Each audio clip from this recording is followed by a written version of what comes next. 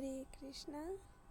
आज हम स्टार्ट करें नमकीन डबल रोटी का श्रीमद् भागवतम के प्रासंगिक जो श्लोक है उनके ऊपर हम आज चर्चा करेंगे। तो कल हमने प्रभुपाद जी की जीवन शैली और हरे कृष्णा महामंत्र की जो अद्भुत महिमा है उसके बारे में हमने रीड किया और देखा कि प्रभुपाद जी ने हमारे लिए कितना संघर्ष किया और पूरे भारत में ही नहीं पूरे विश्व में हरे कृष्णा महामंत्र का इतने अद्भुत तरीके से प्रचार प्रसार किया। तो आज हम आगे रीड करते हैं। ना वे जानो जातु कथाजनावर्जेन मुकुंद सेवी अन्यवद अंग संस्मृति तम स्मरण मुकुंदा अंगीग्रह उपगुहनम पुनर्विहातुम इच्छेन नरस ग्रहो जन। श्रीमद् भागवतम फर्स्ट कैंटो का 5.19। अनुवाद।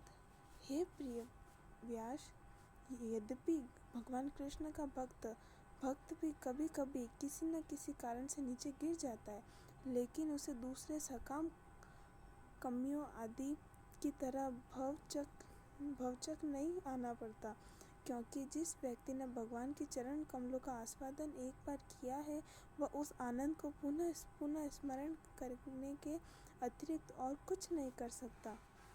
तात्पर्य: भगवत भक्त स्वतः संसार के सम्मोहन से विरत हो जाता है, क्योंकि वह रस ग्रह होता है, अर्थात वह भगवान के चरण कमलों का आस्वादन कर चुका होता है। निश्चय ही ऐसे अनेक उदाहरण हैं जिसमें भगवान के भक्त कुसंगति के कारण नीचे गिरे हैं, मानो सकाम कर्मी हो जिनका पतन सदैव होता रहता है, किंतु नीचे गिरने पर भी भक्त को कभी कर्मी के समान पतित नहीं समझना चाहिए।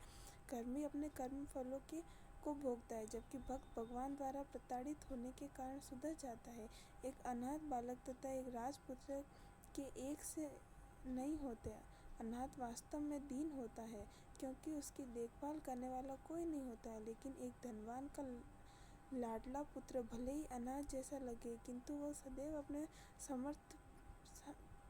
समर्थ पिता के संरक्षण में रहता है। भगवत भक्त कभी कभी कुसंगत वर्ष सकाम कर्मी की नकल करता है। सकाम कर्मी भौतिक जगत पर अपना प्रभुत्व जताना चाहता है, इसी कारण एक नव जिज्ञासु भक्त भी मूर्खतावश भक्तिमय सेवा के बदले कुछ भौतिक शक्ति संचित करने की सोचता है। कभी कभी ऐसे मूर्ख भक्तों को स्वयं भगवान में डाल देते, यदि वे भगवान कष्ट में डाल देते, और यदि वे विशेष अनुग्रह करते हैं तो उनका सारा भौतिक साज सामना हर लेते हैं। ऐसी कार्यवाही से व्यग्र हुए भक्त के सारे मित्र तथा कुटुंबी उसका साथ छोड़ देते हैं और भगवान की कृपा से उसे पुनः चेत जाता है और वह अपनी भक्ति सही ढंग से करने लगता है। भगवत गीता में यह भी कहा गया है कि ऐसे पतित भक्तों को किसी अत्यंत विद्वान ब्राह्मण कुल में या संपन्न वैश्य परिवार में जन्म लेने का अवसर दिया जाता है। ऐसी दशा में भक्त उतना भाग्यशाली नहीं होता जितना कि भगवान द्वारा प्रताड़ित भक्त, जिसे एक तरह से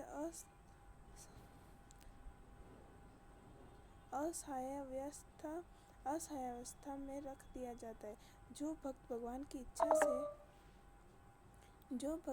की इच्छा से असहाय बन जाता है, वह इन उत्तम कुलों में उत्पन्न भक्तों से अधिक भाग्यशाली होता है। उत्तम कुलों में उत्पन्न ये पतित भक्त कम भाग्यशाली होने के कारण भगवान के चरण कमलों को भूल सकते हैं, लेकिन असहाय अवस्था को प्राप्त भक्त अधिक भाग्यशाली होता है, क्योंकि वह अपने को चारों ओर से असहाय पाकर भगवान के चरण कमलों में तेजी से लौट आता है। शुद्ध भक्तिमय सेवा आध्यात्मिक दृष्टि से इतनी आस्वादनीय है कि भक्त स्वतः भौतिक भोग के प्रति अन्यमनस्क हो जाता है। प्रगतिशील भक्ति की दिशा में यह पूर्णता का प्रतीक है। शुद्ध भक्त निरंतर भगवान कृष्ण के चरण कमलों को स्मरण में रखता है और उन्हें एक क्षण भी नहीं भूलता, भले ही उसे तीनों लोगों का ऐश्वर्य क्यों न मिल जाए। कुंती महारानी की प्रार्थना है। तो हरे कृष्णा। तो इस श्लोक में जितना मैंने समझा वो बताती हूँ। जैसे हम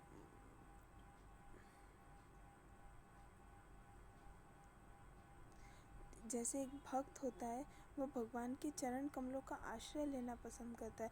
वो हर क्षण भगवान के चरण कमलों में ही मतलब उन्हीं का ध्यान करता है, चरण कमलों का, और हर हर परिस्थिति में भगवान के ऊपर आश्रित रहता है।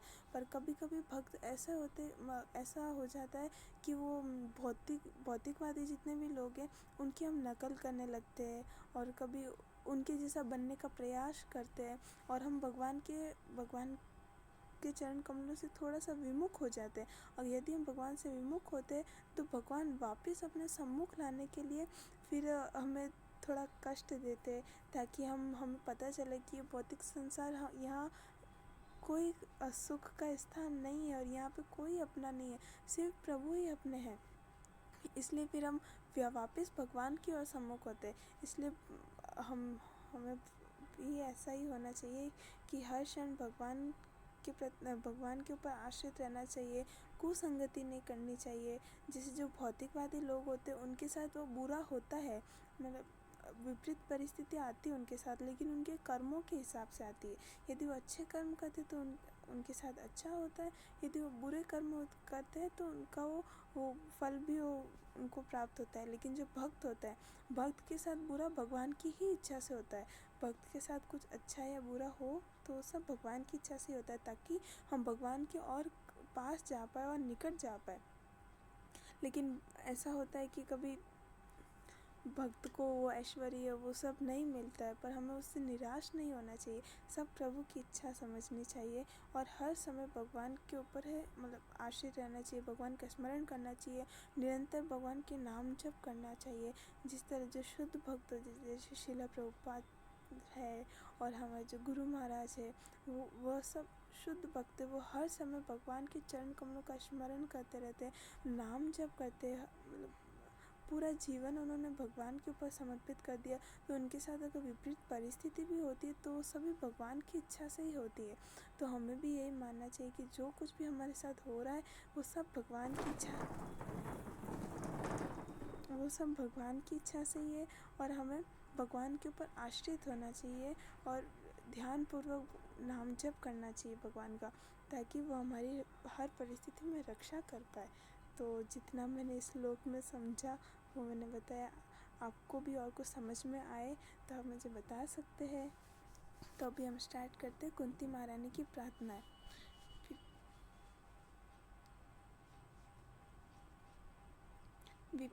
विपदा संतु न शाश्वत तत्र तत्र जगद्गुरो भक्तो दर्शनम यत्स्माद् अपुनर्भक्त दर्शनम। श्रीमद्भागवतम 1.8.25 अनुवाद।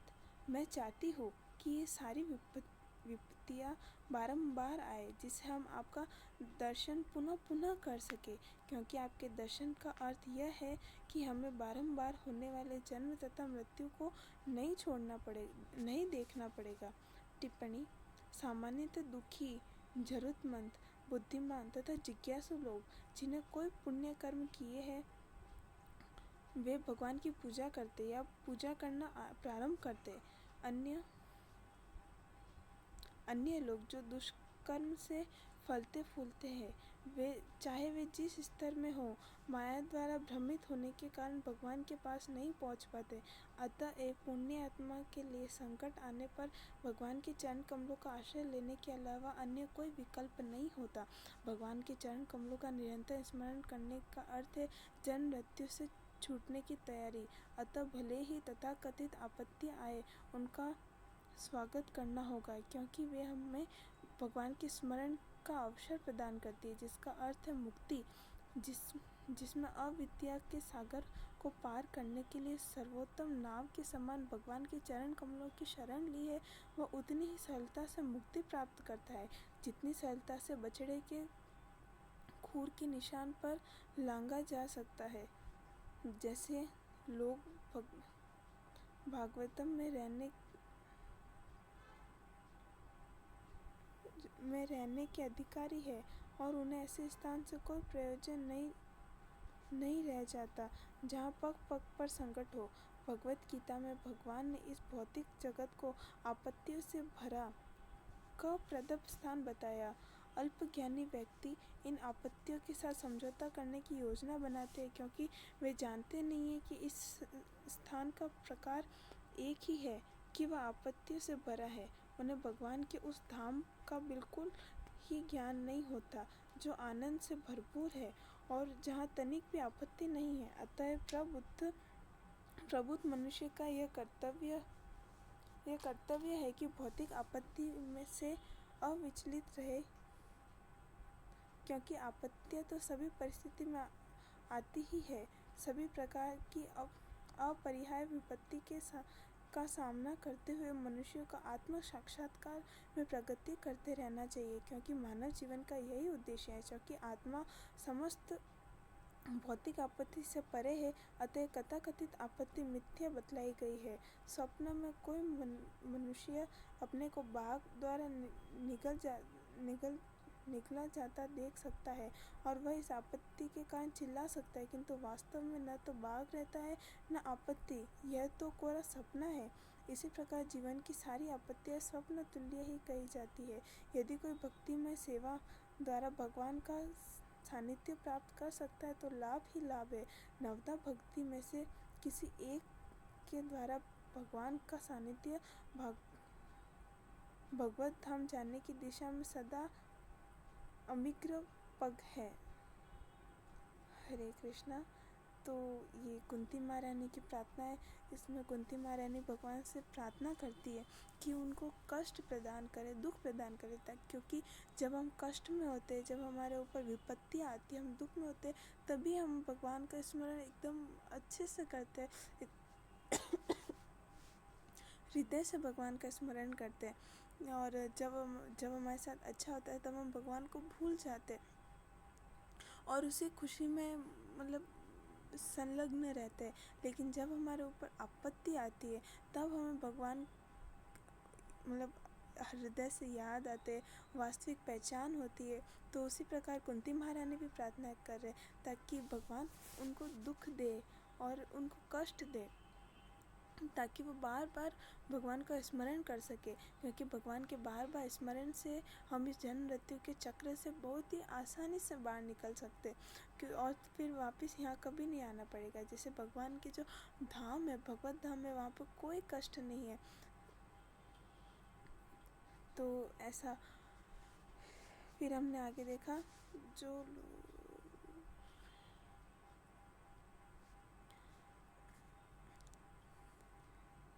जैसे जो हम माया में भ्रमित हो जाते हैं। हम जैसे भौतिक संसार में रहते तो कभी ये वस्तु अच्छी लगती है, कभी इससे आकर्षण अच्छा हो जाता है, कभी किसी चीज़ को पाने की इच्छा होती है, मतलब भौतिक आकर्षण होता है और ये एक माया है। हम माया में भ्रमित हो जाते हैं। फिर अगर हम माया में भ्रमित हो जाते तो हम भगवान के पास नहीं पहुंच सकते। इसलिए हमें भगवान के पास जाने के लिए ज़्यादा से ज़्यादा भगवान का स्मरण करना होगा, भगवान की बनाई हुई माया से दूर हटना होगा। और वो कैसे हटेगा? जब हमारे ऊपर आपत्ति आती है, जब हम कष्ट में होते हैं, दुख में। अभी हमारा वो स्तर नहीं है कि हम सुख में भी हम भगवान को याद करें, लेकिन हम दुख में तो जनरली सभी याद करते हैं। तो वही जब हमारे ऊपर कष्ट आते तो हम माया से दूर जाते हैं, तो हमें पता चलता है कि ये भौतिक संसार हमारा नहीं है और हम भगवान का इतना हृदय से स्मरण करते हैं कि भगवान वो कठिनाइयाँ परेशानियाँ दूर कर देते हैं। तो अगर हम हर परिस्थिति में भगवान का स्मरण करेंगे तो निश्चित ही एक दिन भगवान हमें भगवत धाम ले जाएंगे जहाँ कोई दुख नहीं है, सिर्फ सुख ही सुख है। फिर वापस इस जन्म मृत्यु के चक्र में नहीं आना पड़ेगा। तो जो शुद्ध भक्त होते वो यही करते, भगवान के चरण कमलों की शरण लेते। ये भगवान के चरण कमलों एक नाव के समान है जो हमें जिस भव सागर है इससे पार लेके जाती है और इससे मुक्ति होती है वो और सरल हो जाती है। ऐसा हमने इस श्लोक में ऐसा देखा। और इसमें एक उदाहरण भी दिया गया है कि श्रील प्रभुपाद जी के द्वारा कि ये जो भौतिक संसार एक स्वप्न की तरह है, क्योंकि हम शरीर नहीं है, हम आत्मा है। ये तो शाश्वत रहती है।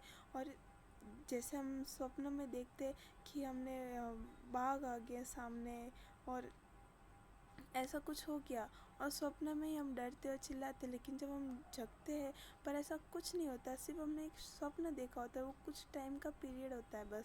उसी तरह ये भौतिक संसार है, यहाँ पे कष्ट होता है, सब कुछ होता है एक स्वप्न की तरह। जब ये टाइम पीरियड ख़त्म हो जाएगा, जब हम भगवान के पास जाएंगे, तब ऐसा कुछ नहीं होता, नॉर्मल सिचुएशन होती है और सिर्फ सुख ही सुख होता है। तो ऐसा ये प्रभुपाद जी ने उदाहरण द्वारा हमें समझाया कि भौतिक संसार कितना कष्ट का स्थान है, और हमें इनसे दूर जाना चाहिए, भगवान के पास जाना चाहिए, और ज़्यादा से ज़्यादा इसके लिए नाम जप करना चाहिए ध्यानपूर्वक, और गुरु की शरण लेनी चाहिए। तो ऐसे कुंती महारानी की प्रार्थना है। आगे श्लोक है,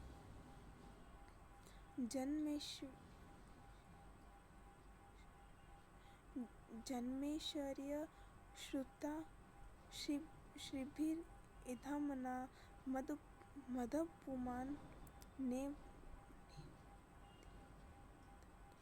ने बाहुति अभिधातुं वेद तं वा किंचनम गोचरम। श्रीमद्भागवतम 1.8.26। अनुवाद श्रील प्रभुपाद जी के द्वारा। हे प्रभु, आप सरलता से प्राप्त होने वाले हैं, लेकिन केवल उन्हीं के द्वारा जो भौतिक दृष्टि से अकिंचन है, जो सम्मानित कुल, ऐश्वर्य, उच्च शिक्षा तथा शारीरिक सौंदर्य के द्वारा भौतिक प्रकृति के पथ पर आगे बढ़ने के प्रयास में लगा रहता है, वह आप तक एक निष्ठ भाव से नहीं पहुंच पाता। टिप्पणी।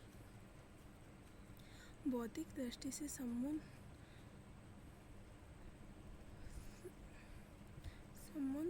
होने का अर्थ है किसी कुलीन परिवार में जन्म लेना और प्रचुर संपत्ति, शिक्षा तथा आकर्षण सौंदर्य से युक्त होना। सारे भौतिकवादी लोग इन सारे भौतिक ऐश्वर्य को प्राप्त करने के पीछे पागल रहते हैं, और इसी को भौतिक सभ्यता की उन्नति कहा जाता है। लेकिन परिणाम यह होता है कि इन समस्त क्षणिक भौतिक संपत्तियों के होने से मनुष्य कृत्रिम रूप से गतव हो उठता है और मदांत हो जाता है। फलस्वरूप भौतिकता के नशे में चूर ऐसे लोग भगवान का पवित्र नाम लेने तथा भाव विभोर होकर हे गोविंद, हे कृष्ण संबोधित करने में असक्षम हो जाते हैं। शास्त्रों में कहा गया है कि भगवान का पवित्र नाम एक बार भी लेने से पापी इतने पापों से मुक्त हो जाता है जितने वह कर भी नहीं सकता। भगवान का पावन नाम लेने में इतनी शक्ति है, इस कथन में तनिक भी अत्युक्ति नहीं है। सचमुच भगवान के पवित्र नाम में ऐसी प्रबल शक्ति है, लेकिन ऐसा नाम लेने में गुणवत्ता चाहिए। यह भाव की गुणवत्ता का निर्भर करता है। एक असहाय व्यक्ति भगवान का नाम भाव विभोर होकर ले सकता है, लेकिन यदि उसी नाम को कोई भौतिकता से संपन्न व्यक्ति लेता है तो उसमें उतनी निष्ठा नहीं होती। भौतिकता के मत में फूला रहने वाला व्यक्ति यदा कदा भगवान का पवित्र नाम जप कर सकता है, लेकिन वह गुणवत्तापूर्ण नाम लेने में अक्षम होता है। अतः भौतिक उन्नति के 4 सिद्धांत, उच्च कुल, संपत्ति, उच्च शिक्षा तथा आकर्षण सौंदर्य, चारों आध्यात्मिक उन्नति के पथ में अग्रसर होने के लिए मानव अयोग्यताएं है।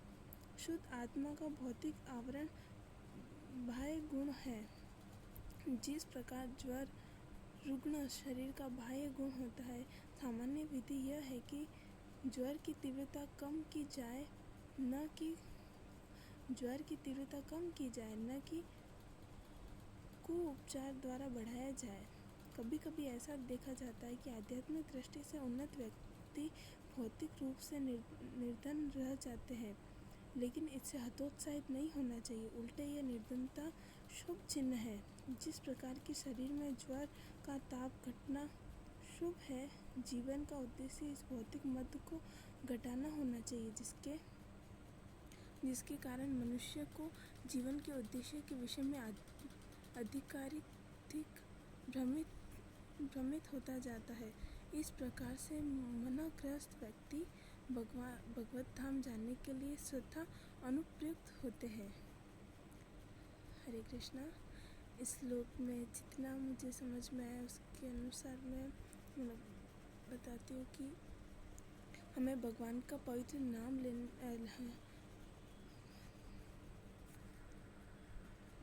हमें इस भौतिक संसार से दूर जाने के लिए भगवान के सिर्फ पवित्र नाम लेने का ही पवित्र नाम ही लेना है, बस इतना ही करना है। और उसके लिए हम लेकिन वो भी हम नहीं ले पाते और हम भाव से भगवान का नाम नहीं पुकार पाते।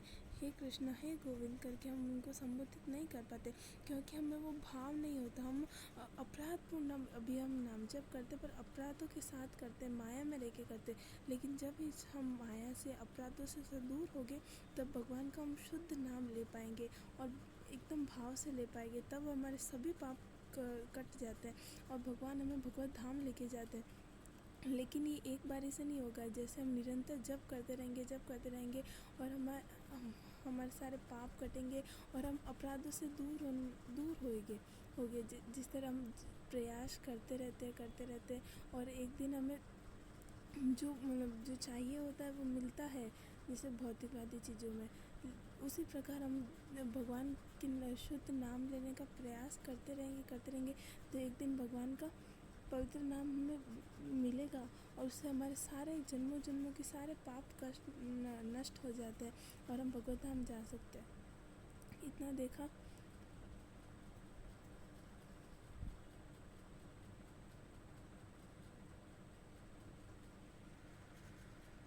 और हम देखते हैं कि जब हमारे ऊपर कठिनाई आती, विपत्ति आती, तो हम भगवान का नाम और अधिक भाव से ले पाते हैं। मतलब रो के एकदम भाव विभोर होकर नाम लेते हैं। और जब हमारे पास में सब कुछ होता है, सब अच्छा होता है, तो हम भगवान का नाम नहीं ले पाते। उसी प्रकार कुंती महारानी भी यही प्रार्थना करती है कि उनको कष्ट मिले। जब कष्ट मिलता है, दुख आता है, तो हम भगवान का स्वतः ही नाम, हृदय से स्वतः ही नाम ले पाते। तो इसी प्रकार इसमें बताया कि भौतिकता असहाय व्यक्ति भगवान का नाम भाव विभोर होकर लेता है, क्योंकि हमारे पास सिर्फ भगवान के अलावा और कोई सहारा नहीं, कोई अपना नहीं होता भगवान के अलावा। तब हम भगवान का नाम और अधिक तीव्रता से ले पाते। इसलिए हमारे जीवन में कष्ट आते, कठिनाइयाँ आती है, ताकि भगवान हमको उन सब से विमुख करते और अपने पास बुलाते हैं, ताकि हम भगवान का और पवित्रता से नाम ले पाए। जब हमारे पास सब कुछ होता है, भौतिकता से संपन्न होते, तो भगवान के नाम में इतनी निष्ठा नहीं होती। और कभी कभी हम भगवान का नाम अच्छे से हृदय से ले तो भी इतना कुछ मतलब असर नहीं होता। लेकिन हमें भगवान का नाम जप करते रहना चाहिए। ये हमने देखा कि भगवान हमारे भाव को देखते हैं, भावग्राही भगवान है। तो इस श्लोक में आई होप मैंने इतना समझ पाई हूँ। मैं आपको और कुछ समझ आए तो आप मुझे बता सकते हैं। अगला श्लोक रीड करते हैं। नमो अकिंचन वित्ताय निर्वत्र गुणव्रते आत्मा रामाय शांताय केवल्यपते नमः। श्रीमद् भागवतम 1.8.27। अनुवाद। मैं निर्धनों के धन आपको नमस्कार करती हूँ। आपको प्रकृति के भौतिक गुणों की प्रतिक्रियाओं से कोई सरोकार नहीं है। आप आत्मा तुल्य है, अतएव आप परम शांत तथा अद्वैतवादियों के स्वामी कबलव्य पति है। टिप्पणी। यदि जीव के पास कुछ भी न रहे तो वह समाप्त हो जाता है, अतएव वास्तव में देखा जाए तो जीव परित्यागी नहीं हो सकता। यदि जीव कुछ त्याग करता है तो वह कुछ और अधिक महत्वपूर्ण उपलब्धि के लिए करता है। एक व्यक्ति अपने बाल्यकाल की चपलता का त्याग श्रेष्ठ शिक्षा प्राप्त करने के लिए करता है।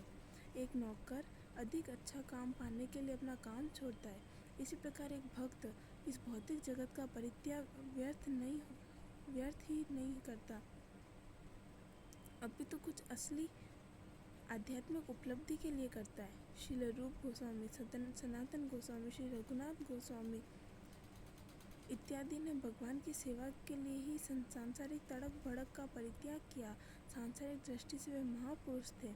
ये गोस्वामी बंगाल सरकार में मंत्री थे और श्रील रघुनाथ दास गोस्वामी अपने समय में बहुत बड़े जमींदार के पुत्र थे, लेकिन उन्होंने अपना सर्वस्व त्याग दिया, जिससे उन्हें इससे श्रेष्ठतर उपलब्धि हो सके।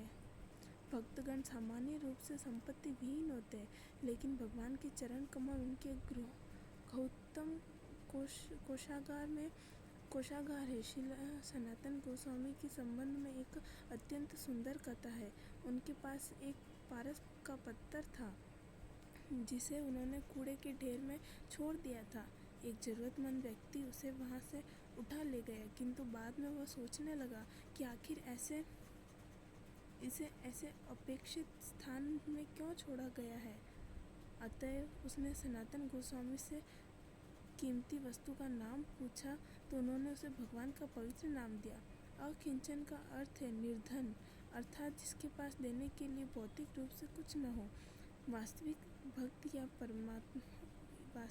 या महात्मा किसी को कोई भौतिक वस्तु नहीं देता, क्योंकि वह पहले से सारी भौतिक संपत्ति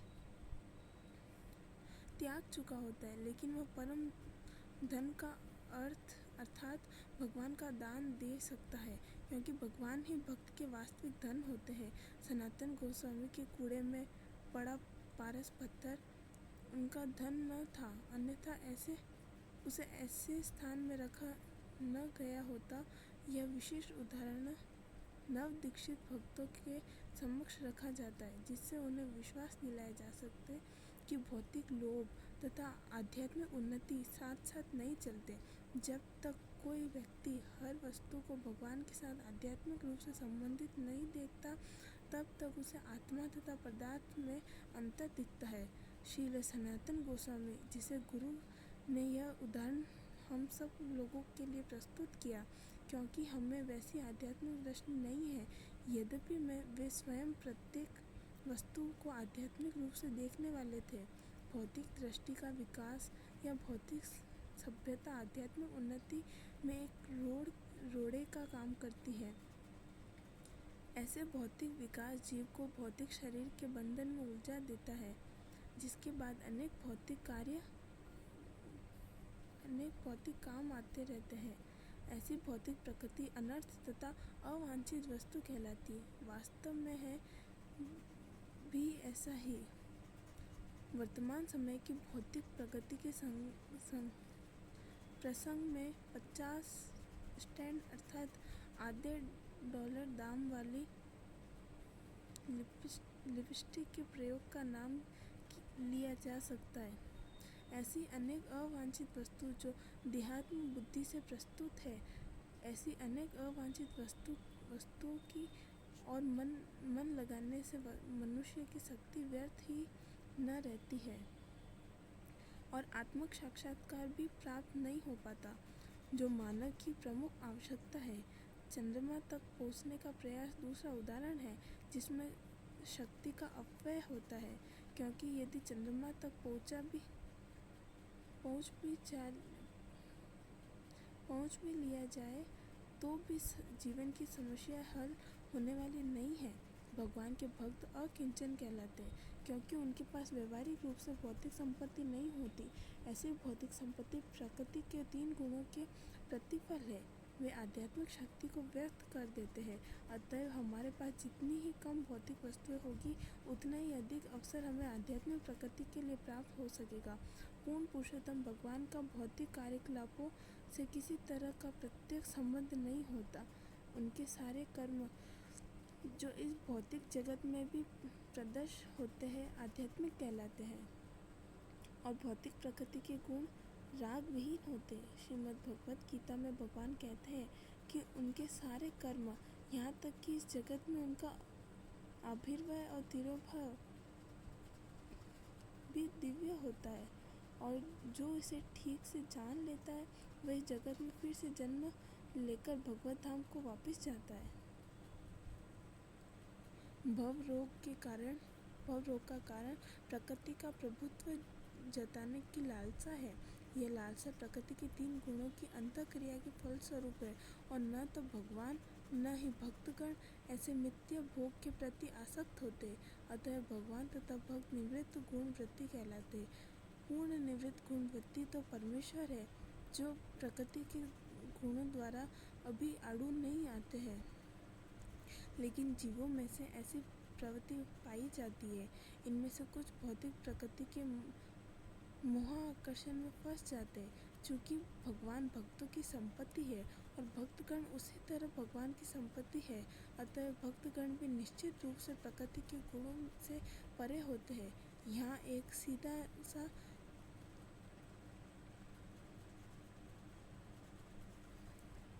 सीधा सा निष्कर्ष है। ऐसे अनन्य भक्त उन मिश्रित भक्तों से भिन्न है जो दुख तथा दरिद्रता को दूर करने के लिए या उत्सुकता तथा तक के कारण भगवान के पास आते हैं। अनन्य भक्त तथा भगवान एक दूसरे से दिव्य संबंध होता है, लेकिन अन्यों के लिए भगवान के पास कुछ लेन देन नहीं होती, अतः वे आत्माराम या आत्मतुष्ट कहलाते हैं। आत्माराम होने के कारण वे समस्त अद्वैतवादियों के स्वामी हैं, जो भगवान के अस्तित्व में एकाकार हो जाना चाहते हैं। ऐसे अद्वैतवादी भगवान के व्यक्तित्व तेज से एकाकार हो जाते हैं, जिसे ब्रह्म ज्योति कहते हैं। लेकिन भक्त तो भगवान की दिव्य लीलाओं में प्रवेश करते हैं, जिन्हें कभी भी भौतिक नहीं मानना चाहिए। हमने इस श्लोक में देखा कि किस तरह जीव का स्वभाव होना चाहिए कि हमें जो सांसारिक तड़क भड़क होती है, जो भौतिकवादी वस्तु होती है, इनसे आकर्षण नहीं रख के हमें भगवान से आकर्षण रखना चाहिए। जिसमें यहाँ पे एक उदाहरण दिया है कि जैसे श्रील रूप गोस्वामी, सनातन गोस्वामी, रघुनाथ दास गोस्वामी और जितने भी हमारे गोस्वामी महान आचार्य हुए, वो भगवान की सेवा में ही अपने को लीन करते थे। वो सांसारिक तड़क भड़क को त्याग दिया था।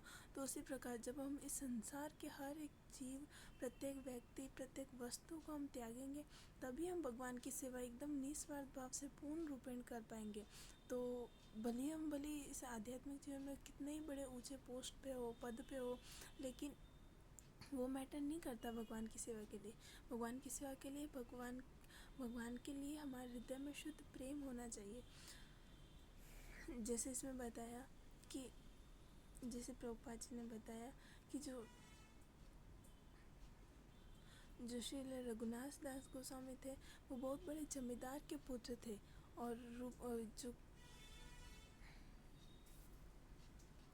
और जितने भी गोस्वामी थे वो बंगाल के मंत्री थे।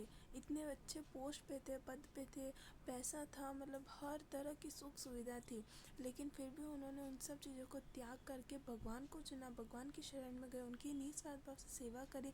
तो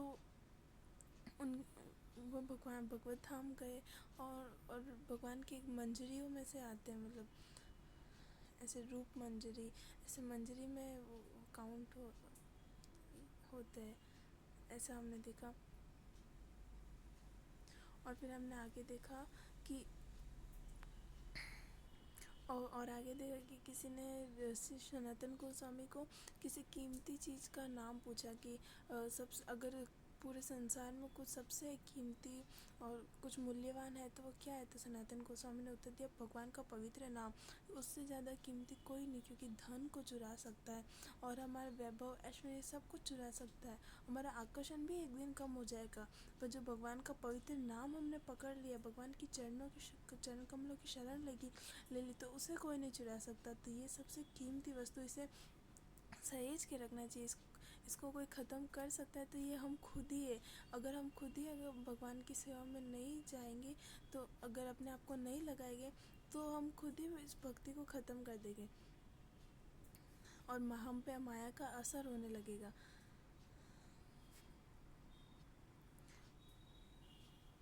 क्योंकि जैसे धन होता है वो सबसे कीमती होता है, उसको हम सहेज के रखते हैं, लेकिन अगर वही भगवान के प्रति प्रेम हो तो वो धन कोई मायने नहीं रखता। क्योंकि जो वास्तविक धन होता है वो भगवान की भक्ति ही वास्तविक धन होती है। इसमें एक उदाहरण दिया गया है, जैसे सनातन गोस्वामी के सनातन गोस्वामी के पास एक पारस का पत्थर था जो कूड़े में पड़ा हुआ था, लेकिन वो कूड़े में पड़ा हुआ था, लेकिन वो सनातन गोस्वामी के लिए एक कचरे के समान था, क्योंकि वो सनातन गोस्वामी का वास्तविक धन था, तो वो भगवान का पवित्र नाम है। तो वही हम भक्तों को हमें यही सीखना चाहिए कि जो भौतिकवादी जितने भी लोभ है और आकर्षण है, मतलब ये जितना भी फेम है, ये सब कुछ नहीं है, सिर्फ एक कचरे के समान है। अगर कुछ है तो भगवान का पवित्र नाम और भगवान की शरण लेना, यही सबसे महत्वपूर्ण है और कुछ महत्वपूर्ण नहीं है। और हम फिर भौतिक लाभ और आध्यात्मिक दोनों में साथ साथ उन्नति नहीं कर सकते। हम ऐसी इच्छा से ही आते हैं कि हम भगवान की शरण लेंगे और हमारा ये कार्य पूर्ण हो जाएगा, ये काम पूर्ण हो जाएगा, लेकिन नहीं, ये होता है पर ये परमानेंट नहीं होता। तो जब हम भगवान की शरण में जाएंगे तो हमें सारे कष्टों से, सारी जो हमें इच्छाएं है, काम क्रोध लोभ, सब से हम मुक्त हो जाएंगे। ये हमने देखा। फिर आगे हमने देखा कि जो भक्त होते हैं उनमें जो भौतिक लालसा नहीं होती। जो भगवान और भक्त होते हैं, जो भगवान के शुद्ध भक्त होते हैं, उनमें कोई आसक्ति नहीं होती, उनमें सिर्फ प्रेम होता है भगवान के प्रति। तो हमें इन सब आसक्ति से दूर जाके हमें डे बाय डे ये प्रयास करना चाहिए कि हमारी आसक्ति छूटे भौतिक संसार से और हम भगवान के और करीब जाए, भगवान की शरण ले, उनसे प्रीति बढ़ाए, क्योंकि उनके अलावा और कोई हमारा नहीं है। यही सर्वस्व धन है हमारा। इसको बहुत सहेज के रखना चाहिए हमें। और यहाँ पे बताया है कि भगवान तथा भक्त निवृत्त गुण वृत्ति कहलाते हैं। जैसे जो प्रकृति के गुण द्वारा कभी आड़ू नहीं होते, जितने भी प्रकृति के गुण होते और जितने भी दोष होते, काम क्रोध लोभ, इन सब में नहीं बनते। जो भगवान और भगवान के जो शुद्ध भक्त होते वो इन सब में नहीं बनते, वो इन सब से परे होते। फिर भी हमें इन भौतिक आकर्षण से बचना चाहिए और भगवान की शरण में जाना चाहिए। तो इस श्लोक में देखा। आगे हम रीड करते हैं। आर्मेनिया एक अवलोकन। यूरोप और एशिया की सीमाओं पर अन्य देशों के समान आर्मेनिया देश की अद्वितीय संस्कृति और लंबे इतिहास के विषय में बाहर के देशों में अधिक जानकारी नहीं है। चारों ओर जमीन से घिरा होने के साथ और अरावली पर्वत द्वारा रक्षित है। कहा जाता है कि नोहा के आर्क को अरारात पर्वत पर ही शांति मिली थी। आर्मेनिया की धरती पर थोड़ा रेगिस्तान भाग तथा थोड़ा उपजाऊ निचला क्षेत्र है, जहाँ प्रसिद्ध शराब और कागनेक बनती है। यह स्थान उच्च कोटि की शराब कागनेक के साथ पुराने चर्च और दूसरे ऐतिहासिक स्थानों के कारण टूरिस्टों के लिए आकर्षण केंद्र है। आर्मेनिया संसार की 3000 वर्षों से सतत चली आ रही प्राचीनतम सभ्यताओं की शरण स्थली के कारण गौरवानुभव करता है। आर्मेनिया का इतिहास स्वतंत्रता, शौर्यता तथा शक्तिशाली पड़ोसी देशों के अधीनस्थ देश जैसे कालाविधियों में घुलता पड़ा है। पूर्व, पश्चिम और दक्षिण में मुस्लिम राष्ट्र होते हुए भी आर्मेनिया ईसाई मत को स्वीकार करने वाले संसार का पहला देश है। आज का आर्मेनिया गणतंत्र सोवियत यूनियन से 1991 में स्वतंत्र देश बना और तब से यह देश एक राजनीतिक गुटों वाला प्रजातांत्रिक का बृहद रूप लेने का कठिन प्रयत्न कर रहा है। अजरबैजान के साथ हुए कुछ समय पूर्व एक शास्त्र मतभेद और टर्की के साथ ऐतिहासिक तनाव होते हुए भी आर्मेनिया अपने पड़ोसी देशों से अच्छे संबंध बनाने के लिए प्रयत्न कर रहा है। यद्यपि आर्मेनिया में अल्पसंख्यक बहुत संगठित है, परंतु उनमें देशभक्ति की भावना बहुत बलवान है। आर्मेनिया एक अति शिक्षित राष्ट्र है जहाँ राष्ट्रीय इतिहास और संस्कृति को शिक्षा पाठ्यक्रम में ठीक सोवियत यूनियन की शिक्षा प्रणाली के विपरीत महत्वपूर्ण स्थान दिया गया। तो ये आर्मेनिया का स्ट्रक्चर है।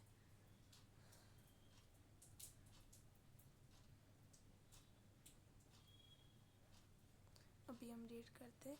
अंतर्राष्ट्रीय धार्मिक स्वतंत्रता विज्ञप्ति, bureau of public affairs, US department of state द्वारा 26 अक्टूबर 2001 को प्रकाशित। आर्मेनिया के संविधान में धार्मिक स्वतंत्रता है, परंतु अल्पमत धर्म को मानने वालों पर तथा धर्म पालन करने में कुछ कानूनी बंधन है। इस विज्ञप्ति के पूरा करने के दौरान धार्मिक स्वतंत्रता की स्थिति में कोई परिवर्तन नहीं हुआ था। आर्मेनियाई अपोस्टोलिक चर्च को बहुत सी ऐसी कानूनी अधिकार प्राप्त है जो दूसरे धर्मावलंबियों को नहीं है। जेहोवा के गवाह नामक धर्म की मान्यता प्राप्त करने के प्रार्थना पत्र को शासन ने ठुकरा दिया है और वे लोग व्यक्तिगत स्तर पर मतभेद की शिकायत करते हैं। दूसरे धर्मावलंबी मतभाव की शिकायत माध्यमिक या निम्न स्तरीय तथा शासकीय स्तर पर करते हैं। धर्मों में आपसी संबंध मधुर और परंपरा सहयोगी है। इतने पर भी मुस्लिम धर्म के प्रति सामाजिक दृष्टिकोण असहिष्णुता युक्त है। संयुक्त अमेरिका धार्मिक स्वतंत्रता के विषय में शास्त्र तंत्र से मानवाधिकारों के प्रोत्साहन के संदर्भ में चर्चा करता रहता है। भाग 1, भौगोलिक क्षेत्र, विशिष्ट धार्मिक विस्तार। आर्मेनिया का क्षेत्र 11,496 वर्ग मील है और आबादी 20 लाख के लगभग है। यह क्षेत्र विभिन्न जातियों की जनसंख्या अनुसार समान है और यहाँ की 95% जनसंख्या मूल आर्मेनियाई है। यहाँ के 90% नागरिक आर्मेनियाई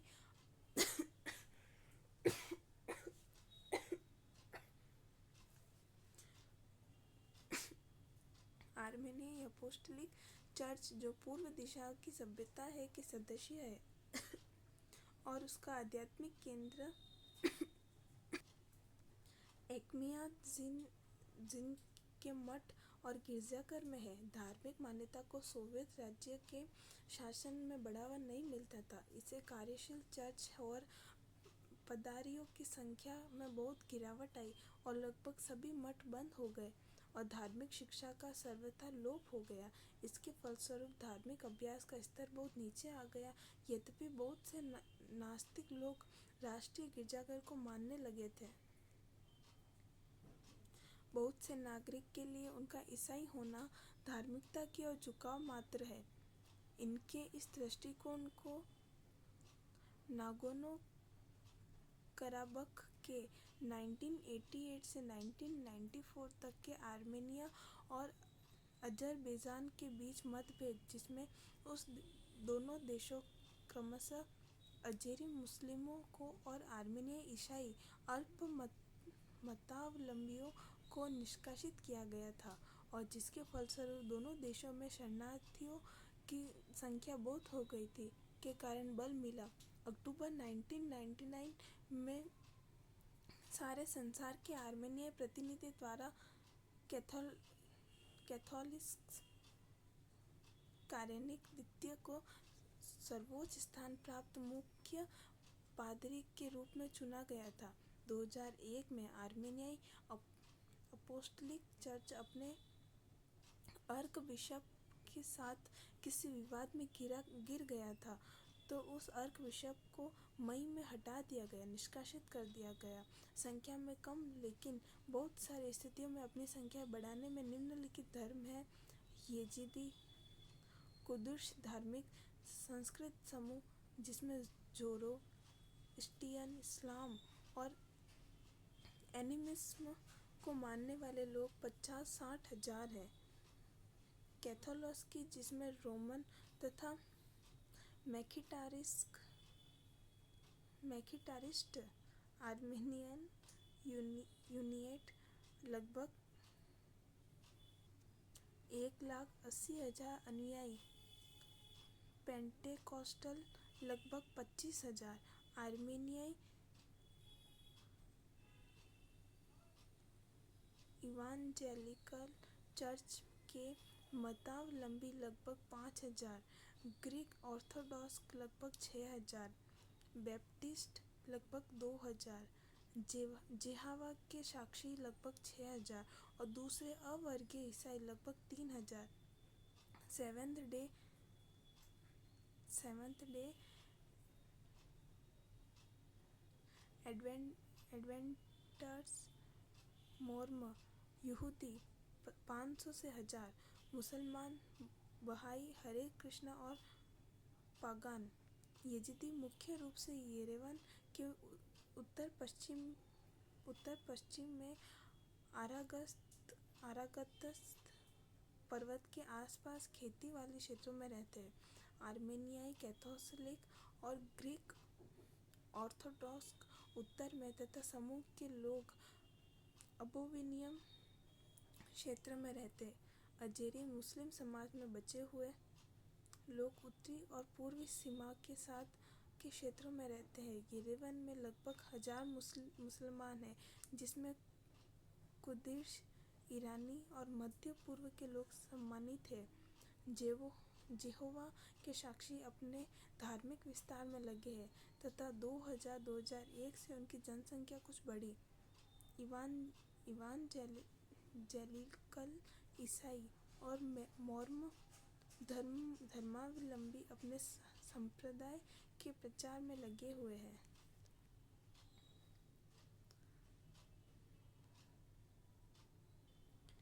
हरे कृष्णा।